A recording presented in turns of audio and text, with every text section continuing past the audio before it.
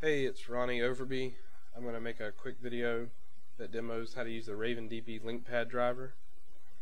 So there's 4 things you're going to need to do this. That's the RavenDB itself, LINQPad, the driver, and the MVC MusicStore binary or assembly. So once you have those 4 things, we're going to fire up RavenDB.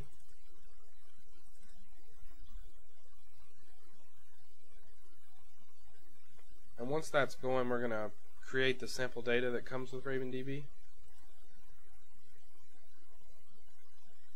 And so we get a collection of albums and genres, and this data is modeled after the classes that come with the MVC MusicStore. So we've got that, and we're going to go into LINQPad and add a connection to our RavenDB instance. I don't have the driver in my list yet, so I'm going to click View More Drivers and browse for the LPX file. And we're going to choose the 4.0 version for this particular demonstration. So I'm going to choose the RavenDB driver I just imported and click Next. And by default, Raven runs on port 8080, so the defaults in this connection dialog are fine for this situation also. And we're going to need to choose that connection we just set up for our query. And the last thing we're going to need to do is add a reference to the MVC MusicStore binary. And I planted that on my desktop here, so we'll go dig in here for that. And there it is, MusicStore DLL. Okay, and so when you get this far, you've got 2 properties at your disposal here. We've got the doc store, which is set up for us, and what this is an iDocument store instance that we can use to create sessions, which is the basic unit of work that you use to communicate with Raven. So you've got a doc store that's created for you by default, and you've also got another property that's just a session created from that doc store. So you get that for free also. And I'll show you that.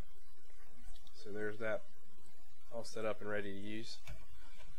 So I'm just going to quickly query the albums that come with the sample data and show you. Okay, so I need to add a namespace for the MVC MusicStore. That's MVC MusicStore.models. That's where that album class lives. So once we have that, we can go out to the database and get all that album data. You see Raven's returned the first 128 items. That's its max result size by default. The other type of data that comes with sample data is a genre collection. So there's that. And to make this a little more interesting, I'll go ahead and query the albums again, but we'll tack on a where title starts with. Okay. So you can see there we've got all the albums whose title starts with the string greatest. So just real basic. On the SQL tab, though this is not SQL, we can see what's going on in the background between the client and the server. And we can see here the time and the URL, the HTTP information about what was sent and what came back.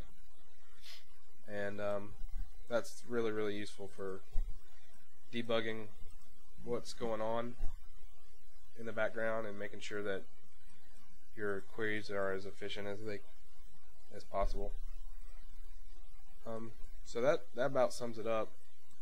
Just the basic use of how to query Raven from LINQPad. I hope this was helpful.